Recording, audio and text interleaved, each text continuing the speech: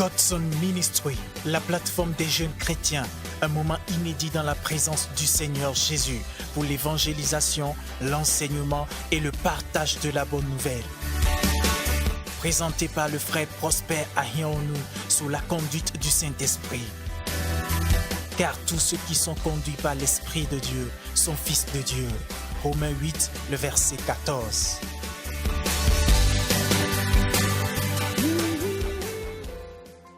Shalom peuple de Dieu, j'espère que vous vous portez bien. Je remercie le Seigneur pour l'opportunité qu'il m'a donnée aujourd'hui de me tenir là, de partager un message très important avec vous. Et je remercie également le frère Prosper pour cette opportunité qu'il m'a donnée de pouvoir partager ce message. Père, au nom de Jésus, nous te disons merci. Merci pour ta présence parmi nous. Merci parce que nos compréhensions sont ouvertes. Merci parce que nos cœurs sont préparés. Père, je prie pour mon frère et ma sœur qui vont écouter ce message. Que ton Esprit Saint qui a inspiré ce message puisse toucher leur cœur. Que le message ne sorte pas vide, mais que ça soit accompagné de ton onction. Que ça touche leur vie. Merci pour ce moment précieux que tu m'as donné. Et merci pour les cœurs qui sont disposés à recevoir également ce message. Merci pour ta parole. Je te rends grâce. Au nom de Jésus. Amen. Mon message aujourd'hui est intitulé « La soif de Dieu ». Répète après moi, « La soif de Dieu ». Mes frères et sœurs, vous savez, Dieu a préparé un repas et il a déposé cet repas sur une table dans sa présence. Et tant que tu n'as pas l'appétit de cette nourriture que Dieu a préparée, tu ne peux pas manger. Et c'est cette soif-là qui caractérise tout enfant de Dieu à fils de Dieu. Somme chapitre 42, verset 2. Nous lisons depuis la version du Lit Second, qui dit ceci. Mon âme a soif de Dieu, du Dieu vivant. Quand irai-je et parai-je devant la face de Dieu? David est en train de nous dire, son âme a soif de Dieu. Remarquez mes frères et sœurs, la Bible est vraiment très complexe. David a dit, mon âme a soif de Dieu. Pourquoi David a dit, mon âme a soif de Dieu? Et pourquoi il n'a pas dit, son esprit a soif de Dieu? Parce qu'en tant que chrétien, quand tu es né de nouveau, ton esprit est renouvelé. C'est ton esprit qui est né de nouveau. Mais David est en train de dire, mon âme a soif de Dieu. Car de l'âme viennent tes émotions. De l'âme viennent tes sentiments. Alors David, en d'autres termes, était en train d'imposer à ses sentiments, ses émotions et ses pensées. Il est en train de dire, mon âme a soif de Dieu. Donc en d'autres termes, mes sentiments ont soif de Dieu. Mes pensées ont soif de Dieu. Mes sentiments, mes pensées, mes émotions sont tournés sur Dieu, le Créateur, du Dieu vivant. Parce que de nos jours, plusieurs personnes, étant qu'un chrétien, leur esprit est né de nouveau, mais leurs sentiments sont tournés sur les choses terrestres. Leurs sentiments ne sont pas tournés sur Dieu. Leurs sentiments sont tournés sur la créature de Dieu et non sur Dieu, le Créateur. Mais David est en train de dire, mon âme a soif de Dieu. Mon âme, où se trouvent mes pensées, ont soif de Dieu, du Dieu, le Créateur, pas de la créature de Dieu. Nous allons voir encore cela un peu plus clair. Psaume chapitre 63, verset 1, qui dit ceci. Ô Dieu, tu es mon Dieu, je te cherche, mon âme a soif de toi, mon corps soupire après toi, dans une terre aride, desséchée, sans eau. Prêtez attention à ce verset. David est en train de dire, notre premier verset, nous avons vu, David est en train de dire, mon âme a soif de Dieu. Maintenant, David a dit, mon corps soupire après toi. Pourquoi? Parce que l'homme est composé de corps, âme, esprit. Son esprit était déjà avec Dieu. Mais maintenant, il impose à son âme, où se trouvent ses sentiments, ses émotions, à avoir soif de Dieu. Et maintenant, il dit, son corps soupire après Dieu. Donc, son corps a un ardent désir. Son corps cherche Dieu avec une patience. Dans des difficultés, son corps ne soupire pas après les choses du monde. Son corps soupire après Dieu. Mes frères et sœurs, David est en train de dire, mon corps soupire après Dieu. Est-ce que ton corps soupire après Dieu? Est-ce que ton corps soupire après les choses du monde? Ton corps soupire après le plaisir? David est en train de dire, mon corps soupire. Il dit, mon âme a soif de Dieu. Et il ne s'est pas arrêté là, il dit, mon corps soupire après Dieu. Le corps de David soupirait après Dieu. C'est vraiment important étant qu'un chrétien que ton corps soupire après Dieu. Parce qu'il y a la voix de l'esprit, il y a la voix du corps et il y a la voix de l'âme. Alors, comment tu vas faire pour que ton corps soupire après Dieu? Quand ton esprit te dit, prie, prends un moment de prière, tu vas écouter la voix de ton corps qui va te dire, non, sors dehors, prends un peu un temps pour toi de te distraire, ou bien prends un peu de temps, va dehors, fais ceci. Ça, c'est la voix de ton corps. Il faut refuser, il faut refuser. Voilà pourquoi j'aime apôtre Paul. Apôtre Paul dit, je traite durement mon corps et je le tiens assujetti. En d'autres termes, apôtre Paul est en train de dire, je oblige à mon corps de se soumettre à mon esprit. Il faut savoir imposer à ton corps de se soumettre à ton esprit. David a imposé à son âme de pouvoir être focalisé sur Dieu. Et là maintenant il dit, mon corps soupire. Quand tu écoutes une voix, ton corps te dit, fais ceci, ton corps te dit, fais cela. Alors que tu es en train de prier, dis à ton corps, non, je ne le fais pas. Ton esprit te dit, prie 2 heures. Ton corps te dit, prie 5 minutes. Dis non, je vais prier 2 heures. Tu peux te mettre à genoux dans la présence de Dieu, prier pendant 3 heures du temps. Oblige à ton corps de se soupirer après Dieu. C'est ce que David est en train de nous dire. Alléluia.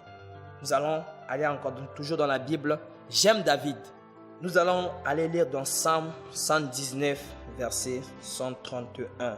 Il dit, j'ouvre la bouche, je soupire, car je suis avide de tes commandements. David dit, j'ouvre la bouche et je soupire. Alors qu'est-ce que David est en train de nous dire? Si ton âme est remplie de la soif de Dieu, si tes passions, ton corps est un ardent désir qui soupire après Dieu, et tant que ton esprit est focalisé sur Dieu, quand tu vas ouvrir la bouche pour parler, tu diras que des choses de merveille. Tu vas dire, Seigneur, que dois-je faire pour aller d'un nouveau supérieur? Seigneur, que dois-je faire pour améliorer ma communion avec toi? Seigneur, que dois-je faire pour être digne? Tu vas commencer à dire des choses qui vont proclamer des louanges vers l'Éternel. C'est en abondance du cœur que la bouche parle. Mais si ton âme est assoiffée des choses du monde, quand tu vas ouvrir la bouche, comment je dois faire pour avoir de l'argent? Comment je dois faire pour avoir ceci? Comment je dois faire? Mes frères et sœurs, la Bible nous parle que c'est en abondance du cœur que la bouche parle. C'est en abondance du cœur. Si ton cœur est rempli des choses de Dieu, quand tu vas ouvrir la bouche, tu vas dire des choses qui vont glorifier le Père. Et David dit, j'ouvre la bouche et je soupire après toi. Je suis assoiffé. David était assoiffé des commandements de Dieu. Et si tu as une telle soif dans ton cœur, tu sais ce que Dieu va faire? Allons dans Psaume chapitre 107, verset 9. Alléluia. Psaume 107, verset 9, qui dit ceci. Car il satisfait l'âme altérée et il comble des biens des âmes assoiffées. Quand je lisais ces versets, j'ai demandé au Saint-Esprit de m'ouvrir les yeux, de m'ouvrir ma compréhension pour que je puisse comprendre ce verset. Il récompense toute âme assoiffée. Il transforme cette soif qui est dans ton cœur. Si tu as soif de Dieu, il va venir. Il va venir dans ta vie. Il va récompenser cette soif. Il va transformer cette soif à la joie. Il va remplir ce vide que tu as à l'intérieur de toi.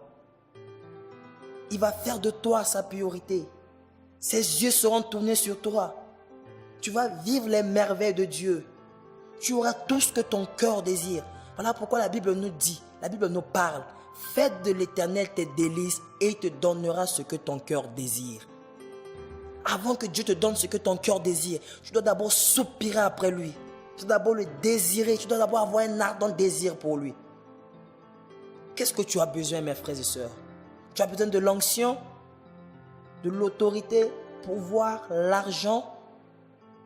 Soupire après Dieu. Et il va venir. Il va combler ce vide que tu as à l'intérieur de toi. Il va satisfaire cette soif qui est à l'intérieur de toi. David dit dans Psaume chapitre 27, verset 4. David dit ceci. Je demande à l'Éternel une seule chose que je désire ardemment. Je voudrais habiter dans la maison de l'Éternel pour contempler la magnificence de l'Éternel et pour admirer son temple. Prêtez attention mes frères et sœurs. David dit, je demande qu'une seule chose à l'Éternel, habiter dans la maison de Dieu. Mais c'est quoi cette maison de Dieu? David ne parlait pas de l'église.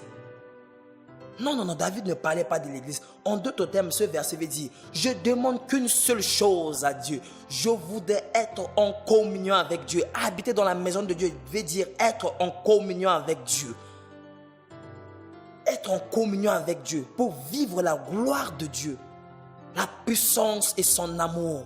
Il dit qu'il voulait, si tu veux de l'onction dans ta vie, soupire après Dieu. Désire-le. Est-ce que tu soupires après Dieu? Est-ce que tu as cette soif? Est-ce que tu as cette soif envers Dieu? David demandait qu'une seule chose. Habiter dans la maison de Dieu. Être en communion avec Dieu. Parce que quand tu es en communion avec Dieu, tu vas commencer à vivre son amour. Tu vas commencer à expérimenter sa puissance, sa gloire. Tu n'auras pas besoin de te tracasser pour quelque chose. Est-ce que tu as cette soif?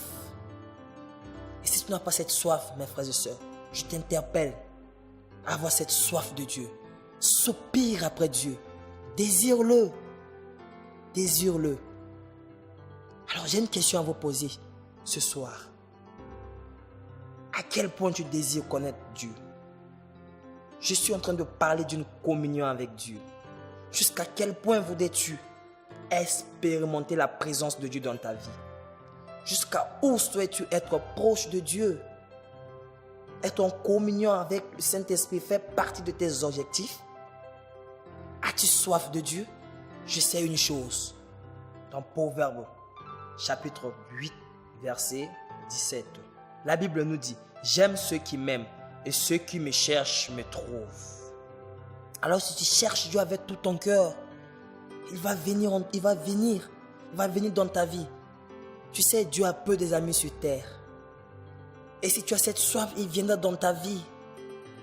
Ta maison ne sera plus ta maison. Ça sera votre maison. Tes problèmes ne seront plus tes problèmes. Ça sera votre problème. Tes soucis ne seront plus tes soucis. Ça sera votre souci. Il dit, j'aime tous ceux qui m'aiment. Et ceux qui me cherchent me trouvent.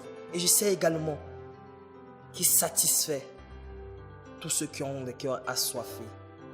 Mes frères et sœurs, vous savez, plus tu découvres Dieu, plus tu as envie d'être en communion avec lui. Plus tu t'accroches à Dieu, plus tu as soif de sa présence. Et c'est en ce moment qu'il deviendra ton pain quotidien, la source de tout ce qui te satisfait. Il n'est plus une priorité, mais il devient la priorité.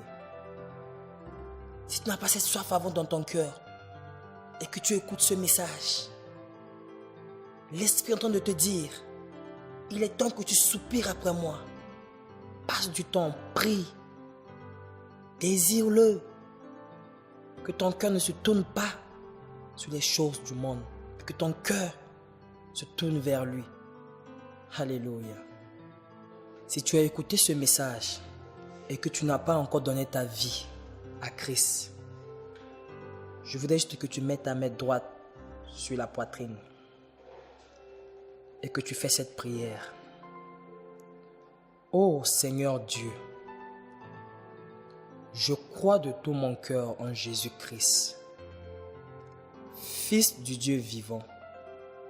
Je crois qu'il est mort pour moi et Dieu l'a ressuscité des morts. Je crois qu'il est vivant aujourd'hui. Je confesse de ma bouche que Jésus est le Seigneur de ma vie. À partir d'aujourd'hui, par lui et en son nom, j'ai la vie éternelle. Je suis né de nouveau. Merci Seigneur d'avoir sauvé mon âme. Je suis désormais un enfant de Dieu. Amen. Félicitations si tu as fait cette prière. Alors je te conseille de trouver une église vivante à ton alentour. Père, au nom de Jésus, je te dis merci. Merci pour ta fille, ton fils, qui vient de te confesser dans sa vie, en accord avec ta parole.